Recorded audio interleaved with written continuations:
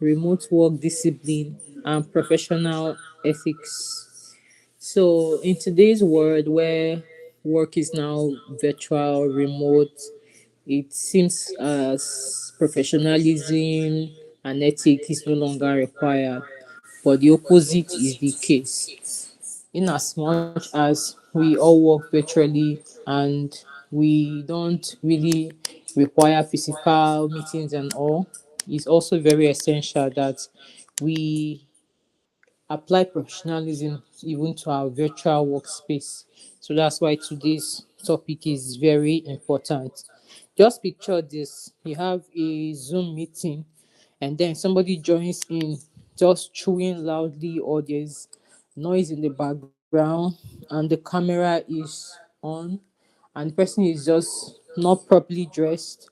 Meanwhile, another person shows up for the same meeting, properly dressed, speaking professionally. You will see that you prefer the person that came prepared, muted, and all. So you will see that in most virtual meetings, that's how people show up. You keep hearing, please mute your mic, please mute your mic. Meanwhile, it's a normal thing. It's supposed to be like the ethic before joining a virtual meeting. Turn off your camera if not required, turn off your mic. So these little things, they are actually the things that people look out for when you are in your virtual workspace. It's different when you're in your physical space. Okay, so that is why remote discipline matters more than ever, because now you will not be judged based on your appearance. You'll be judged based on every other thing: your attitude, why in your online meeting, your excuses, your time, how you show up, and all. So everything will be judged. So it's very important to know that remote work discipline is non-negotiable because your productivity depends on it. So let's say you keep giving excuses when when the time for a meeting, when the time scheduled for a meeting comes up, and you keep giving excuses, and it becomes a habit. People know that you will always be late. Meanwhile, there's another person that keeps to time and shows up, even if the person is not the best person. The person will take him more seriously, because people like people who show up and who respect time. So that's why it's a non-negotiable skill in today's workspace. The second reason why it is non-negotiable, because your reputation is always on display. So someone that comes 10 minutes, 20 minutes late for every meeting will have that reputation of a late comer. It's different from coming to work physically late. You have traffic excuse, you have emergencies, but for a virtual meeting, you literally can have your meeting anywhere you are. You can give the excuse that you can't turn on your camera because you're in a noisy environment and all, but showing up late is a very bad reputation. You can't show up unprepared. You schedule for a meeting and you show up unprepared. No presentation, no agenda, nothing. Meanwhile, the meeting was scheduled for, maybe there was 1 week prep. It was 1 week interval before people actually, there was 1 week notice before the meeting held, right? But you have the excuse of not showing up prepared. I don't know how that sounds. That 1 week meeting notification was given, but then you show up unprepared. So your reputation is on the line. That's why it's very important that you show up prepared, because one meeting mistake will lead to another meeting mistake, and that's how you have a name tag whenever you show up for your meeting. So even more important in today's workspace that you show up prepared and professional. Another reason professionalism is very important in our today workspace is to prevent burnout. If you're not clear about what you're doing, you'll be tired. You'll be so tired that you don't know, you start feeling irritated by your workspace because you're not putting in effort into ensuring that you're delivering results. And then maybe your boss starts speaking at you and you start getting negative reviews and reputation. That will definitely rub off on your workspace. from you to protect your mental space and your physical space. And the best way to do that is by being professional. You have to come prepared for every meeting. You have to show up prepared every time that you are invited for a meeting, whether you are the one organizing or you are just attending the meeting. All right, so we'll talk about professional ethics because the topic is remote work and professional ethics. So professionalism is very important in today's space. It's not that now that we are working virtually, professionalism is now out of the window. Professional ethics is not about being stiff, it's about showing respect through different ways. So before now, we thought that for you to be a professional, you have to dress in a certain way, but that's not actually the case. Professionalism can be displayed in any type of work. It can be displayed in your small business, it can be displayed in your virtual office, it can be displayed in how you communicate with people. So, to show you how respect can be displayed, or professionalism rather can be displayed, let's talk about three areas. Number one, reliability. To show how professional you are, you have to be reliable. You have to know how to communicate properly, and you have to be present when required. So, reliability and consistency shows you know what you're doing. You're not just getting by, right? So instead of showing up for meeting late, you can just inform your team beforehand that I'm sorry, I'm going to be 5 minutes, 10 minutes late, and you ensure that the time that you need, you will show up at that time. That is actually professionalism. So it's not what we used to think that professionalism means you have to show up looking all suited up and acting very serious. That is not professionalism. The second way we can show professionalism is through appropriate communication. In today's world where we use first names, people have forgotten the concept of respect. So you call people older than you by their first names, even when you didn't ask if it was okay. So you walk into an office and you start calling people their first names as if you are casual friends, right? So professionalism requires that you address people properly, sir, ma'am, irrespective of their position. Because the good thing about professionalism is when you give it, you get it back. If you treat people with respect, they will accord you the same respect. So for us to be treated professionally, we have to also act the same way. So it started for me about 5 years ago. I met someone in my team. She was older than I am, but she started calling me ma. Every time I saw her, she would always say ma, good morning, ma. So I started feeling embarrassed and I started calling her ma too. That was how I learned ma and sir, irrespective of your age or your position. It became a normal thing. And when I started that, people also started doing that back to me, because so that's what respect and professionalism does. It helps you set clear boundaries, and it helps you accord people respect without overthinking it, right?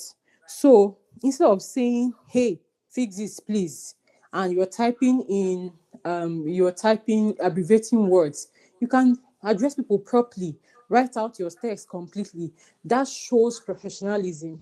You see people sending messages using emojis to their bosses. That is actually unprofessional. So professionalism is displayed in the way we write, the way we talk, the way we relate to people. So we have to be able to separate these areas of our lives and ensure that the way we talk, the way we write, and the way we relate, it all shows professionalism.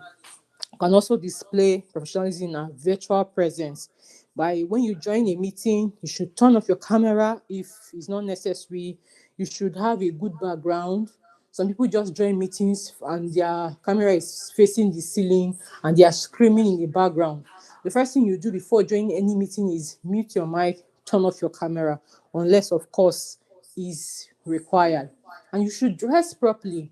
We shouldn't say because we are doing a virtual meeting that you know your camera will be on and you are dressed inappropriately. That is unprofessional. So you see that professionalism is required and can be shown in every field and facet of our professional or work life. Another thing you should note is the trap of familiarity. And you must avoid familiarity because it will take away a lot from you in the workplace. So the moment you move from Mr. Ade to hey buddy, the moment you move from hi Mrs. Gift to gift, that is the trap of familiarity, because familiarity starts with disrespect. When you start becoming very familiar with your colleagues, because you are now 1 year in the workspace, 2 years, you have seen everybody, you know everything about them, and you start becoming familiar. That is very unprofessional. And familiarity, you will get to the point where you no longer respect them, and they will no longer respect you. So they will not be seeing you as someone who came into the company rather as intelligent. They will be seeing somebody less. They will be seeing less of you. They will no longer be seeing your professional side. They will be seeing your funny, your personal side, and that is not what we want to display in the workplace. I don't want to walk into the workspace and be seen as somebody's mother or somebody's sister. I want to walk into a workspace and be seen as the lecturer of this course, or a manager, or a CEO. Let that title be displayed when I walk into my office. That's why it's very important to maintain professionalism and avoid familiarity, because when you allow familiarity to get into your workspace, your suggestion will carry less weight. Your colleagues will interrupt you more because they know you will not do anything about it, or they will just laugh it off, and they won't take you seriously anymore. And your feedback will be taken personal. When you now give people your professional feedback, they'll take it personal, and they will start keeping malice with you in the workplace. That's because you allow them, or you allow the room for familiarity.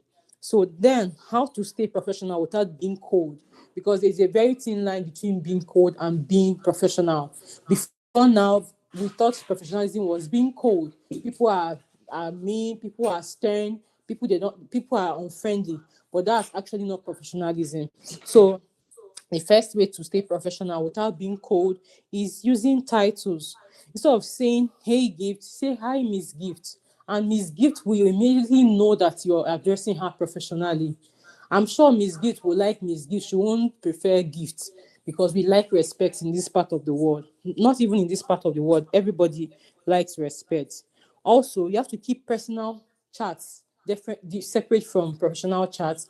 So let's say you are all in a work group, and it's okay for you to talk funny chats in your professional work group, but you should also draw a clear boundary between the jokes or the messages you send in your professional group. Very different from your family group. You can send emojis, send stickers to your family group, but in your work group, even if others are doing it, don't do that, because it's very unprofessional. No matter how funny the conversation is, you have to have self-discipline and draw a very strict line between professionalism and work. Work is work, no matter who is involved. Even if it's your sibling, when it comes to the space where you are working, it is definitely work. So you have to also maintain meeting decorum. Don't show up unprepared. If you have a presentation, don't come with your mic on and your camera on display when you're not supposed to. So these things are very helpful. They will help you know where you are and to help you work on yourself. So the goal of this class and this community meeting is to have self appraisal and put in the work to ensure that before the end of this year we are able to say that we moved from this point to the next point, especially now that we are working virtually. All right. So if it's Mr. A, he's Mr. A. No matter how friendly Mr. A is, don't remove Mr. A. Just keep professionalism. And the thing is, it doesn't matter where you work. Even if you work, if you're a POS, let's say you're handling POS in the market, you can still be professional and people will treat you likewise. But if you're unprofessional, people will treat you with disrespect. So the thing is, it doesn't matter where you are, whether you're selling in the market or in a complex or virtually, professionalism is seen. It can be felt. So this is a self-assessment to rate your level of professionalism, just using an example, because time is very precious, and this is where people are found wanting. You're giving a meeting for 7 p.m. and you are showing up 7:10 without apology. So when you are running late, do you inform your team immediately, or you show up without explanation? or you blame traffic every time. So most people, you already know that when it's time for meeting, this person must definitely come late. That's the effect of unprofessionalism, because it's going to give you a negative reputation. So ask yourself, yours might not be time, yours might be coming unprepared, yours might be coming without muting your mic or turning off your camera, yours might be attending a meeting without making any input whatsoever, no reaction, no suggestion, no contribution. That's not actually being professional. You are professional, it means you're present, you're enjoying the conversation, and you ask follow-up questions to show that you're actually following what you are doing. So why this evaluation is for time, you should check yourself to see where you are falling short. So this is for virtual work evaluation. If you're in a virtual space, how do you show up? Is your background okay? I'm not saying you should get a studio or run away from your house because you want to attend a meeting. What it means is no matter where you live and the kind of environment you are, you should come prepared. Have your camera on, not waking up from sleep and joining a virtual meeting and then people are seeing your nose and it doesn't look nice, right? So you know that it doesn't look nice. You shouldn't do that, even in your virtual workspace. So this is the actual action plan to help us level up our professionalism. So the 5 second rule is, don't just text, don't just send any text. Before you send your text, read the text again.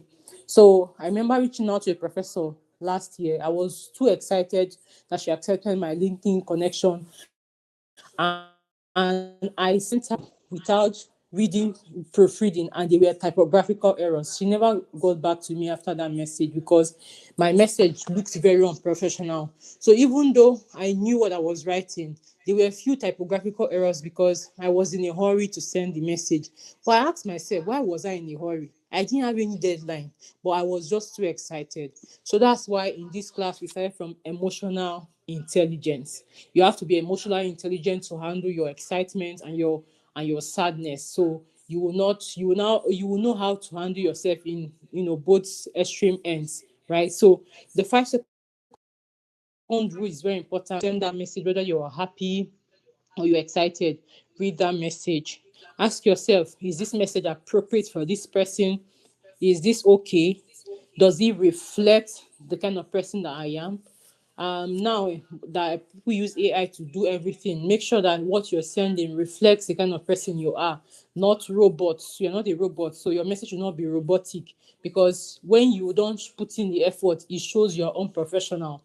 Copying messages without putting in effort at all shows unprofessionalism.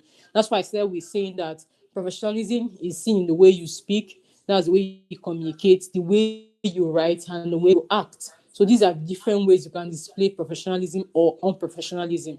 So when you generate text and that doesn't reflect you at all, that's so unprofessional. So professionalism requires effort. It's not something you do without thinking.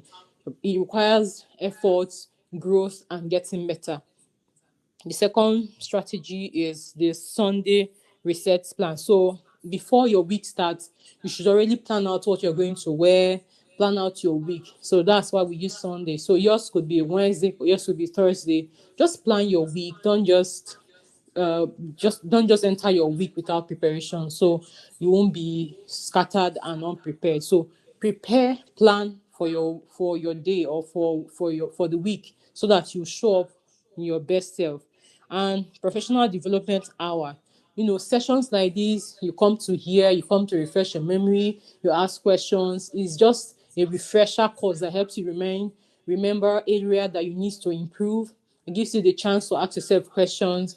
And also work meetings, attending work meetings will also help identify areas where you need to improve yourself. So don't just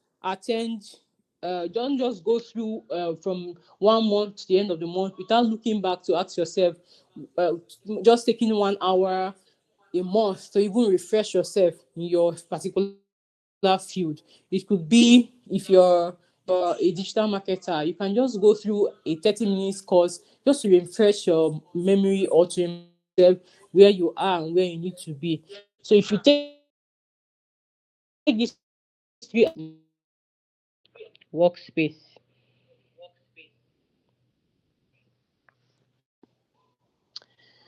All right.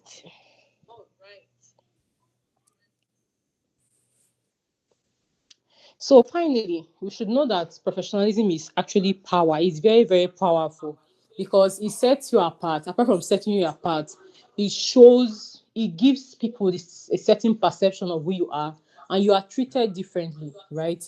If you are somebody that respects people, people will not talk down on you. They will not speak to you anyhow. So is your career currency. It what speaks for you because nowadays we don't get to see people physically to come to the company, close the door, and all of those rules that are applied only in physical spaces.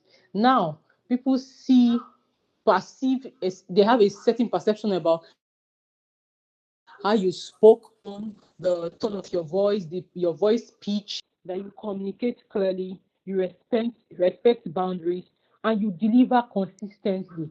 Don't be professional on Monday and on Tuesday you're already tired. That's why it's a skill and it requires um consistency and continuity. So you have to continue. You have to be very deliberate about being professional. Don't show up on Monday looking professional and speaking professional, and on Tuesday you've thrown away your professionalism. Maybe it could be the way you communicate at work. On Monday you are speaking English, on Tuesday is to pidgin English, and Wednesday is now your local dialect. You have to choose the path that you want to go.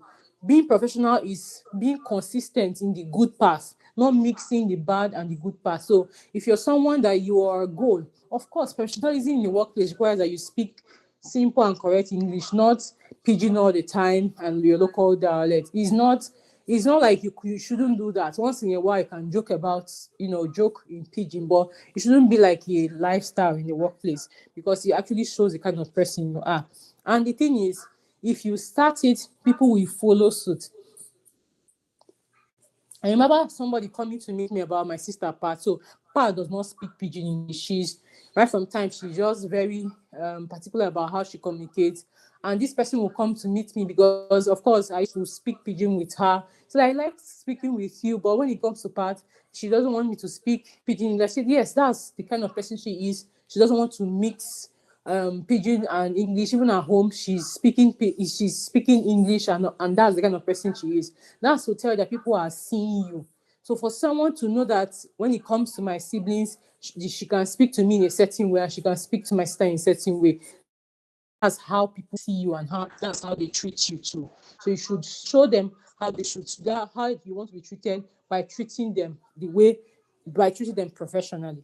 So when you're professional, you are seen not that nobody's irreplaceable, but you have a reputation. I'm really excited when I get the same kind of recommendation from people that Gloria is disciplined, because when it comes to work, of course, I'm going to work. When it comes to joke, I'm going to joke. But I know my boundaries and I set them very clearly. I'm going to laugh with you, I'm going to play with you, but I'm not going to exceed certain boundaries. That's why I have most very amazing people in my life, because they know that no matter how open they are to me, I already set my boundaries and I'm not going to cross it. So it's something that I worked on. It took me about 5 years to get to the point where calling anybody sir or ga is not a problem for me, even if I'm 10 years older than you, because it sets a tone and people follow that same tone when it comes to dealing with me. So set the tone and people will follow suit.